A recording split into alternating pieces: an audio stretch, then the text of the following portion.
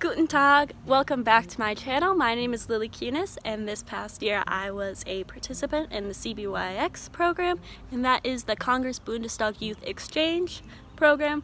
And today I'm here to discuss things that are in Germany that aren't necessarily in the US, or it's kind of different in the US on how it is run.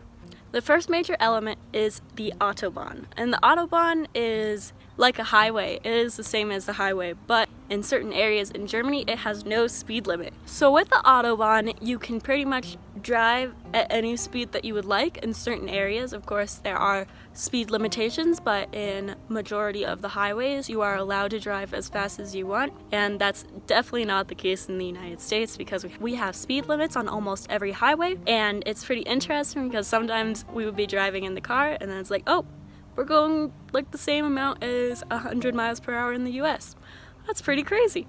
And it was just very interesting to see how different cars are driving different speeds, but that is something that we totally do not have in the US. And so the second is education. And I found this completely fascinating because in the United States, the cost to go to college or to a university is very expensive. For in-state tuition, it is about $25,000, and for out-of-state is around $49,000. That's just an average. And that is for 1 year in the United States, and it was just insane to hear from the Germans how their education system for higher education, so like going to a university, is typically around 250 euros just for like the tuition and paying for that, not including books, and that equals 290 US dollars. And that is completely fascinating because there are students who live and go to other schools, so that there's also the living costs, but it's nearly not as expensive as it is in the US, and that was really interesting to learn about and see how the education systems are completely different and how it is very expensive in the US. Here's me talking about bread again. But it's just, the food is definitely completely different in Germany. It just feels a lot more, I don't want to use the word hearty, but it just feels thicker and more to eat. And a lot of people think about bread and sausages or wurst, and I found it completely interesting because sometimes in the United States people can go a whole day without bread, or they have certain diets where you're not supposed to eat bread. And while I was living abroad, I had about 6 slices of bread every single day, and that was completely not normal for me, while here I have maybe 2 slices a day. So I just found it absolutely fascinating how eating styles are definitely different in 2 different countries.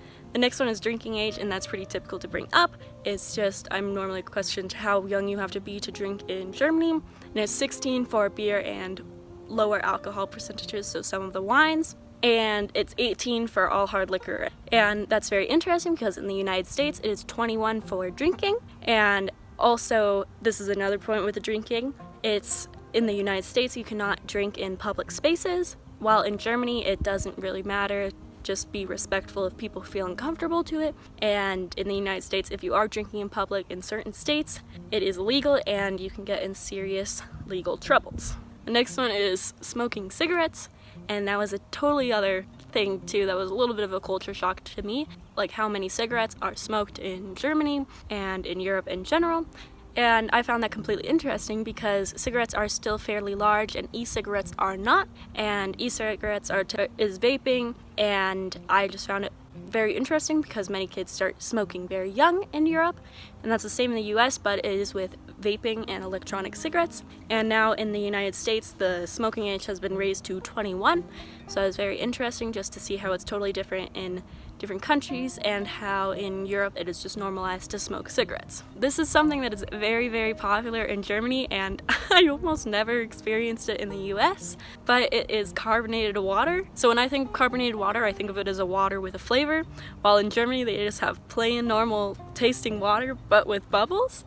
And it's very popular. They are just, in my class, I remember there were always kids who were after gym class not drinking normal water but drinking carbonated water because that was what was normal to them. And I found that absolutely fascinating because I personally am not a big soda or cola fan, but in Germany it was with the sparkling water. Sometimes it's all that you get, and when you ask for water at a restaurant you gotta specify that it is still water instead of like with bubbles or sparkling, because otherwise they will give you that when you ask for water. So those were some items that were popular in Germany that are not so popular in the US, or that I find completely different or very interesting. So it's kind of a random topic, but I hope you all enjoyed. If there's anything you would like to see, just let me know, or if you have any questions, feel free to ask me. And I hope you enjoyed the video, and Dankeschön und auf Wiedersehen.